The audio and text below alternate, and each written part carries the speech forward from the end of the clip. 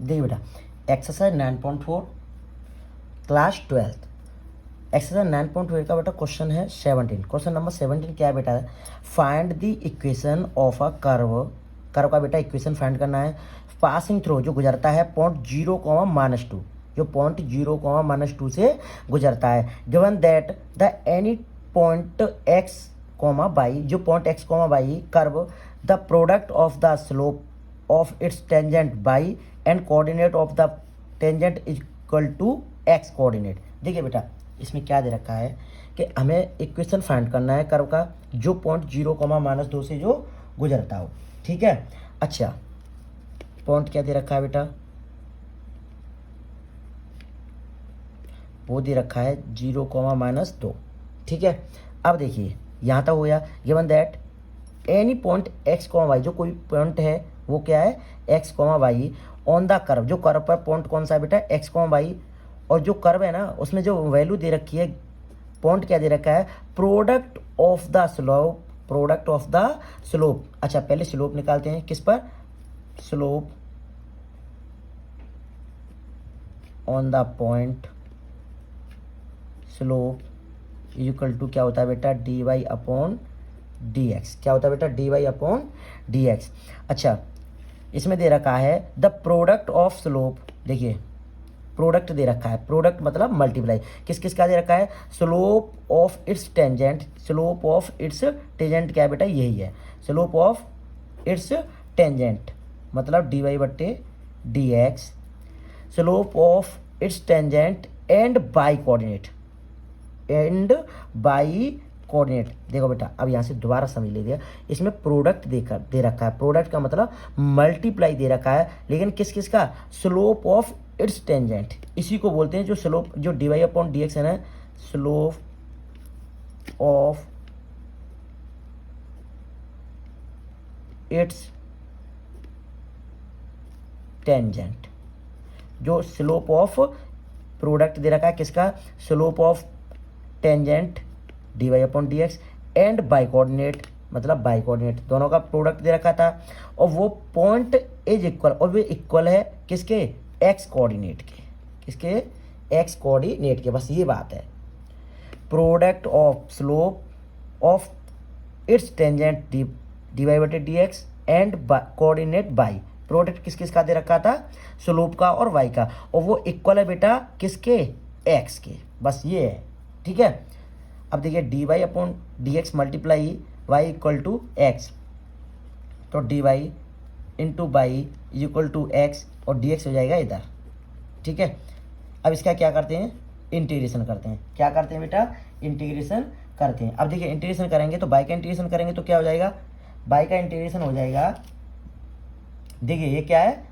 dy/dx, dy into by, ये हो जाएगा y²/2 इक्वल टू x²/2।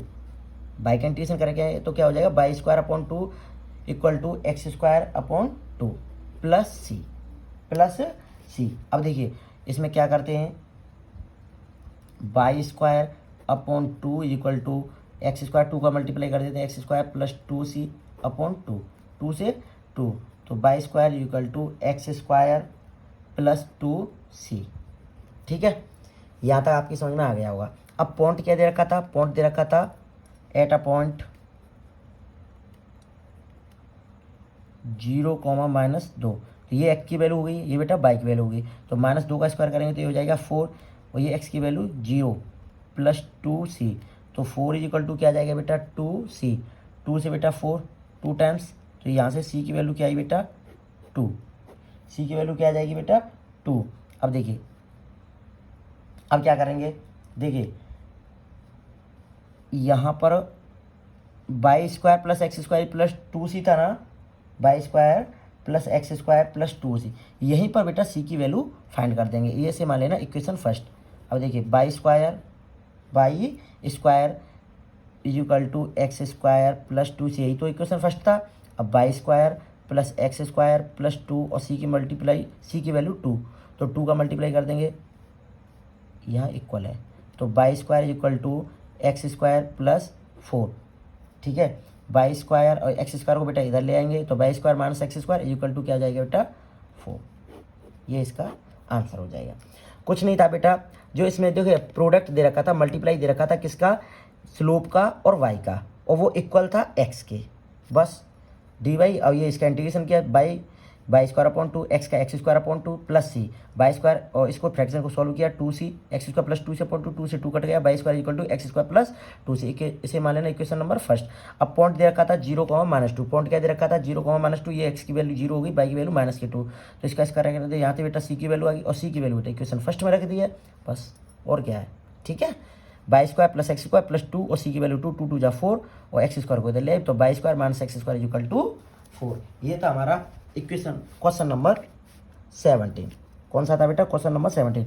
अब आते हैं बेटा क्वेश्चन नंबर 18। देखिए क्वेश्चन नंबर 18 क्या है, at the point x comma y of a curve x comma point x comma y पर the slope of the tangent, slope of tangent क्या दे रखा है, twice, slope of the tangent is twice किसका है बेटा, the slope of line segment joining the point of contact और to the point -4, -3। देखिए बेटा slope of two point x comma y and -4, ठीक है बेटा। इसमें से स्लोप निकालेंगे तो आपने पढ़ा होगा जो फॉर्मूला क्या होता है, बाई2 - बाई1 अपॉन x2 - x1, ठीक है बेटा।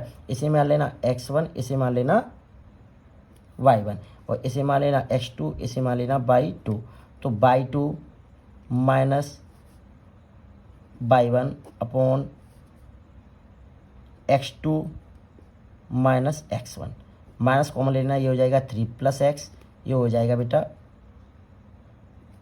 बाई2, सॉरी ये बाई है, क्या है बेटा बाई, तो 3 + y, और ये हो जाएगा बेटा 4 + x, क्या हो जाएगा 4 + x, ठीक है। अब ये क्या निकल के आई है बेटा, जो 2 पॉइंट दे रखी है ना x, y और 4, -3, इनकी क्या निकल के आई है, स्लोप निकल के आई है, ठीक है। अब अच्छा क्वेश्चन में क्या दे रखा है, क्वेश्चन क्या पूछ रहा है, देखिए स्लोप ऑफ टेंजेंट dy/dx, यही तो होती है slope of tangent.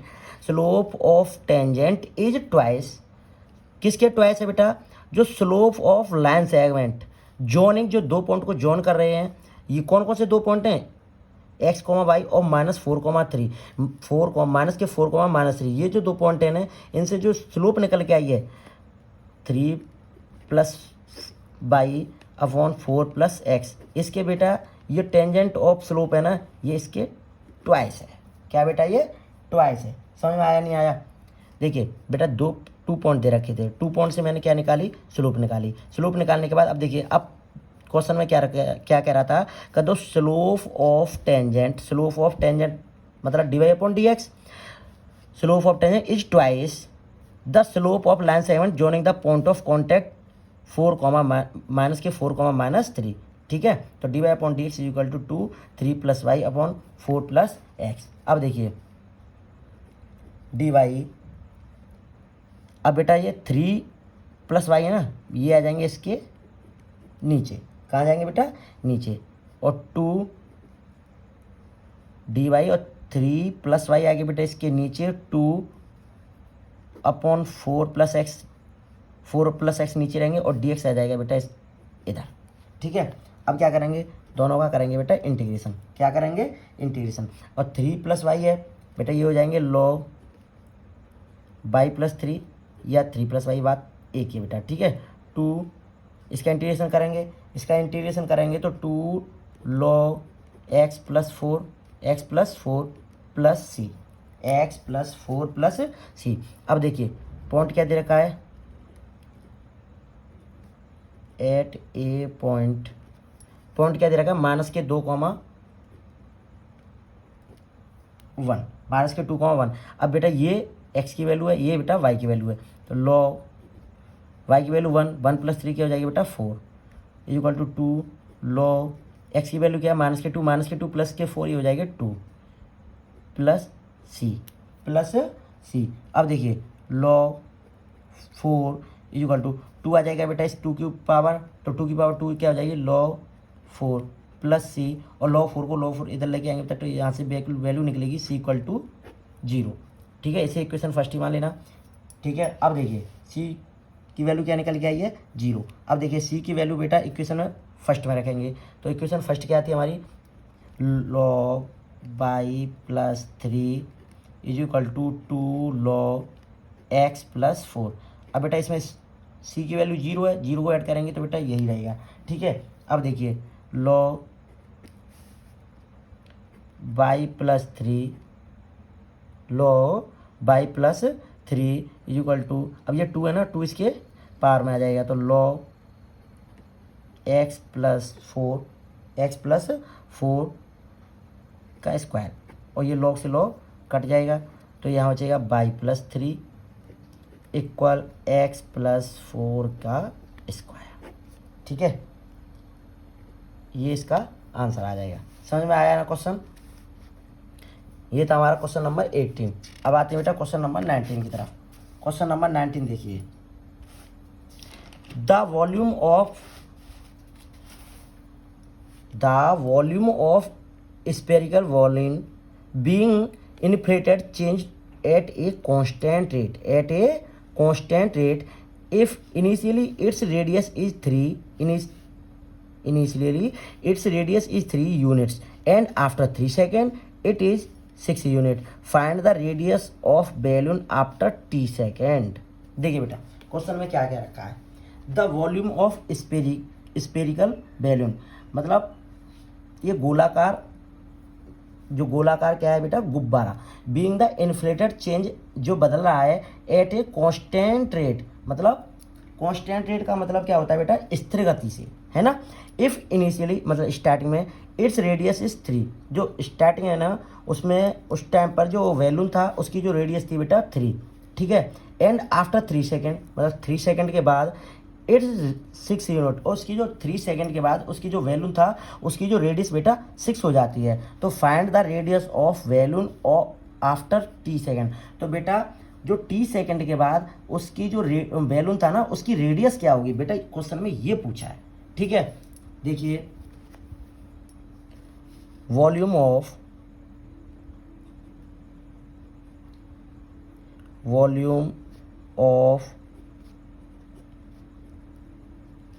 Spherical balloon, देखिए जो गोलाकार जो गुब्बारा है ना, गुब्बारा, उसका जो वॉल्यूम क्या होता है, वो होता है 4/3 पाई आर क्यू। ठीक है, अब क्या हो रहा है उसमें चेंजिंग हो रही है, क्या हो रही है उसमें चेंजिंग, तो चेंजिंग हो रही है बेटा, तो उसके अकॉर्डिंग किसके होती है, टाइम के अकॉर्डिंग, टाइम के अकॉर्डिंग तो हो रही है, तो डी वी, क्योंकि इसमें क्या हो रहा है कि इनिशियली स्टार्टिंग थी तो उसकी रेडियस क्या थी बेटा 3, और फिर उसके बाद 3 सेकेंड के बाद उसकी रेडियस कितनी हो जाती है 6, तो इसमें टाइम चेंज हो रहा है, तो टाइम चेंज हो रहा है तो उसके टाइम के अकॉर्डिंग ही या टाइम के रेस्पेक्ट में ही क्या करेंगे, डिफरेंशियल, तो D V upon D T equal to 4/3 pi, अब बेटा आर क्यू है, आर क्यू का क्या हो जाएगा 3r स्क्वायर और D are upon D T. ठीक है, अब देखिए जो वॉल्यूम था उसमें जो चेंजिंग हो रही है ना, inflated changing at a constant rate, तो जो उसकी जो वॉल्यूम था उसमें जो चेंजिंग किस प्रकार हो रही है बेटा, कांस्टेंट रेट पे, तो D V upon D T equal to क्या मान लेंगे बेटा, कोई कांस्टेंट मान लेंगे, एज ए के मान लिया, क्या मान लिया बेटा, के। तो देखिए 3 से 3 कट गया तो बचा क्या, 4 pi are square d are upon D t, अब क्या करेंगे देखिए बेटा, अब ये डी टी है ना, डी टी का इसके साथ मल्टीप्लाई कर देंगे, K D T is equal to 4 pi are square और डी आर। ठीक है, K D T is equal to 4 pi are square और डी आर। देखिए अब क्या करेंगे, दोनों का इंटीग्रेशन करेंगे, क्या करेंगे, दोनों का इंटीग्रेशन, के कांस्टेंट है तो के तो बाहर आ जाएगा, बचेगा क्या 1 डी टी, और टी के रेस्पेक्ट में करेंगे इंटीग्रेशन तो क्या आ जाएगा के टी प्लस सी, क्योंकि टी के रेस्पेक्ट में कर रहे हैं तो प्लस सी होगा, इंटीग्रेशन हो रहा है तो। अब देखिए 4 पाई इधर बाहर आ जाएगा, कहाँ जाएगा बेटा, बाहर, तो बाहर आ गया। और आर स्क्वायर, आर का क्या हो जाएगा, R cube upon 3, R cube upon 3। अब देखिए इसे मान लेना बेटा इक्वेशन नंबर फर्स्ट, ठीक है। अब देखिए if initially its radius is 3 unit, initially का मतलब स्टार्टिंग पे एट ए पॉइंट, जब बेटा टाइम क्या होगा, जब स्टार्टिंग में, तो बेटा टी इक्वल टू क्या होगा, 0। नाउ टी इक्वल टू 0, जब बेटा जब टाइम 0 है तो स्टार्टिंग में जो रेडियस थी उसकी बैलून की वो कितनी थी, 3 यूनिट, ठीक है। तो टी इक्वल टू 0 और आर इक्वल टू 3 पुट करेंगे इक्वेशन नंबर फर्स्ट में, तो के और टी इक्वल टू 0 कहेंगे तो ये बेटा 0 हो जाएगा, यहाँ वैल्यू निकल के आएगी सी की, तो 4 पाई, आर की वैल्यू क्या है 3, और 3 का क्यू करेंगे तो 27 अपॉन 3, 3 से 27 9, सी इक्वल टू निकल के आएगी 36 पाई, सी इक्वल टू क्या निकल के आया बेटा 36 पाई। अब बेटा जो सी की वैल्यू निकल के आई है वो इक्वेशन कहाँ रखेंगे बेटा, फर्स्ट में, put the value of C in equation number first, तो के टी प्लस सी की वैल्यू क्या है बेटा हमारी 36 पाई इज इक्वल टू 4/3, ऐसा कर लिख सकते हैं 4/3 पाई आर क्यू, ऐसे मान लेना बेटा इक्वेशन नंबर सेकंड। अब देखिए अब क्या हो रहा है, after 3 second it is 6 unit, बेटा जब 3 सेकेंड के बाद जो वैल्यू था उसकी जो रेडियस हो जाती है वो 6 हो जाती है। देखिए नाउ आफ्टर 3 सेकेंड, तो t इक्वल टू 3 और r इक्वल टू 6, समझ में आ रहा है, t इक्वल टू 3 और r इक्वल टू 6, बेटा जो वैल्यू है ना t equal to 3 r equal to 6, अब रखेंगे इक्वेशन नंबर सेकंड में, तो देखिए अब क्या हो जाएगा, t इक्वल टू 3 है तो ये हो जाएगा 3k plus 36 pi is equal to 4/3 pi, और बेटा r की वैल्यू क्या है 6, और 6 का क्यों क्या हो जाएगा 216, 2 से इसे कट करेंगे तो 3 से 21 और 3 2 जा 6, तो 3k plus 36 pi is equal to ये हो जाएगा बेटा 288 पाई, तो 3k इज इक्वल टू 288 पाई, और 36 पाई को माइनस कर देंगे, ये बचेगा 252 पाई, और 3 से बेटा इसे कट कर देंगे तो 3 8 या 24 मतलब 84, तो k की वैल्यू क्या निकल के आई बेटा 84 पाई, k की वैल्यू क्या निकल के आई बेटा 84 पाई। अब क्या करेंगे, जो k की जो वैल्यू है, put the value of k in equation second. देखिए जो k की वैल्यू निकल के आई है ना उसे कहाँ रखेंगे, इक्वेशन नंबर सेकंड में। इक्वेशन सेकंड क्या है, ये रहा के टी, तो k की वैल्यू क्या है 84 पाई, तो 84 पाई, और t क्या t प्लस 36 पाई अपॉन 4/3 पाई r, 4/3 और पाई आर क्यू। अब देखिए बेटा इसमें से क्या करेंगे, 4 पाई कॉमन लेते हैं, बचेगा क्या 21, क्या बचेगा 21, यहाँ क्या बचेगा बेटा 9, क्या बचेगा 9, और 4/3 पाई आर, 4/3 पाई आर क्यू, बेटा 4 पाई से 4 पाई कट जाएगा, 3 का मल्टीप्लाई इसे कर देंगे, तो 3 का मल्टीप्लाई करेंगे, सॉरी टी बचेगा ना, टी 21, 4 पाई कॉमन लिए तो टी साथ में आएगा, तो 3 का इसके साथ मल्टीप्लाई करेंगे तो 21 3 जा 63 टी प्लस 3 9 जा 27 is equal to are q. देखिए r q is equal to 63 T plus 27, ठीक है बेटा। तो आफ्टर इसमें पूछा क्या था कि फाइंड द रेडियस, इसमें रेडियस निकालनी थी आफ्टर टी सेकेंड ही तो चल रहा है, और आर की वैल्यू निकालनी थी, रेडियस निकालनी थी, तो R cube equal to 63 T plus 27, R की वैल्यू निकालेंगे तो 63 टी प्लस 27, और बेटा इधर जो क्यू है ना ये आ जाएगा 1/3 में। किस में आ जाएगा? 1/3 में। ठीक है बेटा, यहाँ से क्या किया था, 4 पाई कॉमन लिया था, तो यहाँ 21 पाई तो आ गया बाहर, तो 21t बचेगा। क्या बचेगा? 21t प्लस, और 4 पाई कॉमन लिए, यहाँ बचेगा 9। क्या बचेगा? 9। और देखिए 4 पाई से 4 पाई कट गया, और 3 था, 3 से मल्टीप्लाई कर दिया, तो 21 का 3 से, तो 63t प्लस 3 का 9 से 27 equal to are cube. R cube की वैल्यू निकल आई। तो बेटा यहाँ से क्या हो जाएगा? आर की वैल्यू फाइंड हो जाएगी। ठीक है बेटा, अब आते हैं हम क्वेश्चन नंबर 20। क्वेश्चन नंबर 20 देखिए, इन अ बैंक, एक बैंक में प्रिंसिपल इंक्रीज, जो प्रिंसिपल दे रखा होता है, जो मूलधन होता है, वो इंक्रीज हो रहा है ना, कंटिन्यूसली मतलब लगातार, at the rate of R%। जो रेट दे रखा है ना R%, उसी पर ही जो प्रिंसिपल है वो क्या हो रहा है? इंक्रीज हो रहा है पर ईयर। क्या हो रहा है बेटा? Per year. जो प्रिंसिपल लगातार उसी रेट पर इंक्रीज हो रहा है। तो find the value of R, it's rate 100, जो इट्स जो 100 रुपीज़ हैं, डबल इट्स इन 10 ईयर। जो किस दर पर बेटा, जो 100 रुपीज़ है ना, 10 ईयर में डबल हो जाएंगे। हमें क्या बतानी है? रेट बतानी है। हमारे पास 100 रुपीज़ हैं, और अच्छा 10 ईयर में डबल हो जाएंगे। तो इससे क्या होता है कि हमारे पास इसमें जो पूछने के लिए बोला है, तो रेडियस पूछा है।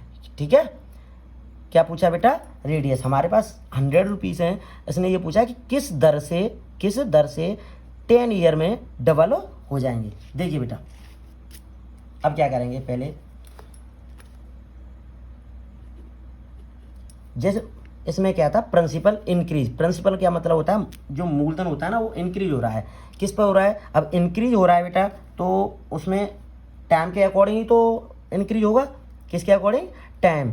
तो dp/dt इज इक्वल टू, अच्छा सबसे पहले हमारा जो प्रिंसिपल था वो P था, और R, PR/100। अच्छा, आपने फॉर्मूला पढ़ा होगा कि PRT/100। तो T की वैल्यू क्या है? यहाँ पे 1 हो जाएगी, क्योंकि T के रेस्पेक्ट में हम डिफरेंशियल कर रहे हैं। तो dp/dt is equal to PR/100। ठीक है, अब क्या करेंगे? dp, अब P आ जाएगा बेटा इसके नीचे, R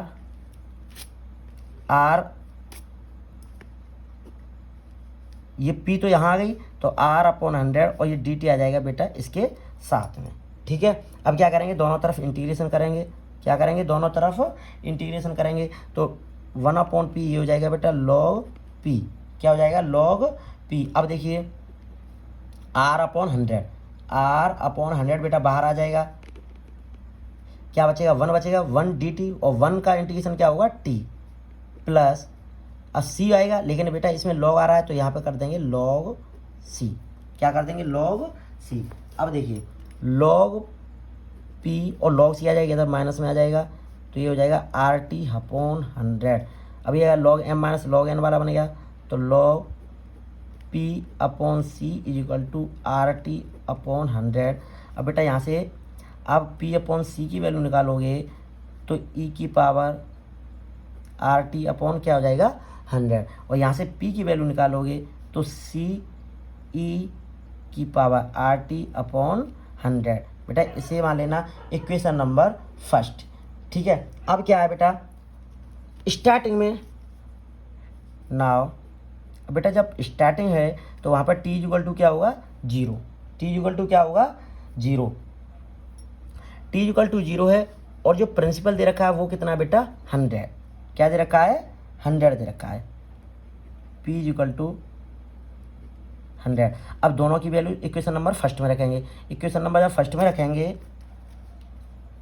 तो देखिए p की वैल्यू क्या है? 100 is equal to c into e की पावर, t की वैल्यू 0 है, तो ये बेटा ऊपर क्या हो जाएगा? 0, और e की पावर 0 का वैल्यू देखिए 100 इज इक्वल टू c, और e की पावर 0, इसकी वैल्यू हो जाएगी 1। तो यहाँ से मल्टीप्लाई 1, तो यहाँ से c की जो वैल्यू निकल के आएगी बेटा, वो निकल के आएगी 100। क्या निकल के आएगी? 100। जो 100 निकल के आएगी, अब सी की वैल्यू रखेंगे बेटा इक्वेशन नंबर किसमें, फर्स्ट में। देखिए इधर रख देता हूँ, put the value of C in equation first. Equation first क्या है, ये वाला, P equal to C E की पावर आर टी अपॉन 100। तो देखिए पी की वैल्यू क्या है हमारी, अब पी की वैल्यू अब क्या हो रही है, देखिए now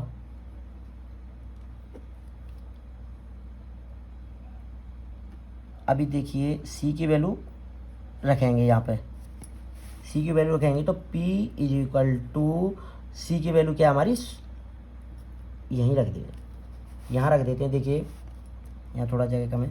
P is equal to सी की वैल्यू क्या है 100, क्या है 100, और ई की पावर आर टी अपॉन 100, जो यहाँ से आपने सी की वैल्यू निकाली थी वो इक्वेशन फर्स्ट में रख दी। अब देखिए अब जो 100 भी थे ना, अब वो डबल हो रहे हैं, क्या हो रहे हैं बेटा, डबल हो रहे हैं। तो नाउ जो हमारे जो पैसे थे, मूलधन था, प्रिंसिपल था, वो कितना हो रहा है बेटा, डबल हो रहा है।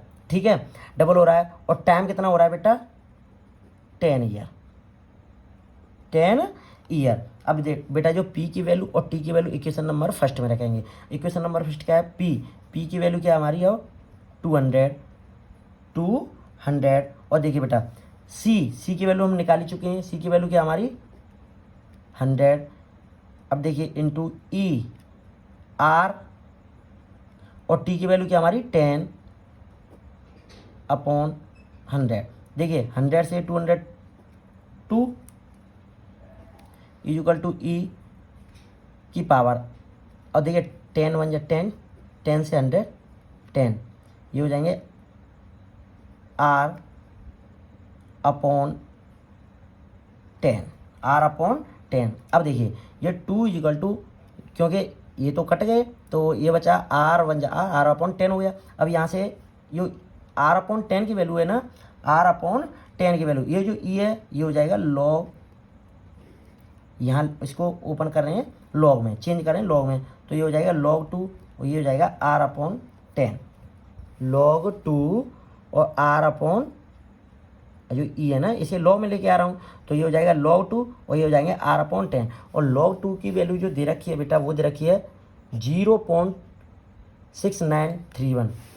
देखिए log 2 की वैल्यू क्या दे रखी है 0.6931 इक्वल टू R अपॉन 10। 10 का बेटा इसके साथ मल्टीप्लाई कर देंगे, 10 का इसके साथ मल्टीप्लाई करते हैं, तो R इज इक्वल टू 6.931। ठीक है बेटा, देखिए dP अपॉन dt, भाई जो प्रिंसिपल दे रखा है उसमें चेंजिंग हो रही है, तो ये हो जाएगा dt is equal to PRT upon 100 होता है, तो PR और T के डिफरेंशियल T के रेस्पेक्ट में करें, T का हो जाएगा 1 अपॉन 100। फिर क्या था, P इसके साथ dP था, P इसके साथ आ गया और dt को इधर ले गए। फिर क्या इंटीग्रेशन किया, 1 अपॉन की P का हो गया log P, और R अपॉन 100 ये कॉन्स्टेंट थे, बाहर आ गए 1 और T के रेस्पेक्ट में इसका इंटीग्रेशन कर दिया, तो ये T आ गया, प्लस C का मतलब इसमें log आ रहा था, तो इसलिए बेटा log C कर दिया, log C को इधर ले आए, तो log P minus log C equal to RT upon 100, और ये बनेगा log M minus log N का, तो log P अपॉन C equal to RT upon 100। बेटा लॉग हटा दिया, तो ये इसको मैंने E की पावर बना दिया, तो और इसके साथ C का मल्टीप्लाई कर दिया, तो P equal to C E की पावर RT अपॉन 100। बेटा स्टार्टिंग इनिशियली तो T इक्वल टू 0 और P इक्वल टू 100, ठीक है, तो P इक्वल 100 और T इक्वल टू 0, तो यहाँ से बेटा C की वैल्यू निकल आई, C की वैल्यू निकल के आई 100, और C की वैल्यू मैंने बेटा इक्वेशन फर्स्ट में रखी, तो P इक्वल टू C की वैल्यू 100 और E RT अपॉन 100। नाउ अब बेटा वो ये बोल रहा है कि जो प्रिंसिपल था वो डबल हो जाता है, कितना हो जाता है, डबल, तो P इक्वल टू पहले दे रखा था 100, अब हो गया 200, ठीक है, और 10 ईयर में, तो T इक्वल टू कितना हो गया 10, तो P की वैल्यू और T की वैल्यू दोबारा बेटा इसे इक्वेशन फर्स्ट में रख दिया, तो P की वैल्यू कितने निकल के आई थी हमारे पास 200 और C की वैल्यू 100, E RT T की वैल्यू 10 अपॉन 100। बेटा 100 से 200 2 equal to E R upon 10। अब देखिए ये E था ना, E को बेटा हमने लॉग में कन्वर्ट कर दिया, तो ये हो जाएगा log E2, ये आ जाएंगे R अपॉन 10, और log E2 की वैल्यू हमारे पास दे रखी थी बेटा क्वेश्चन में, ठीक है, तो यहाँ पे क्वेश्चन में क्या थी, log E2 की value 0.6931, 0.6931 is equal to R upon 10, 10 का इसके साथ मल्टीप्लाई कर दिया तो 6.931 ये इसका आंसर आ जाएगा। ठीक है बेटा।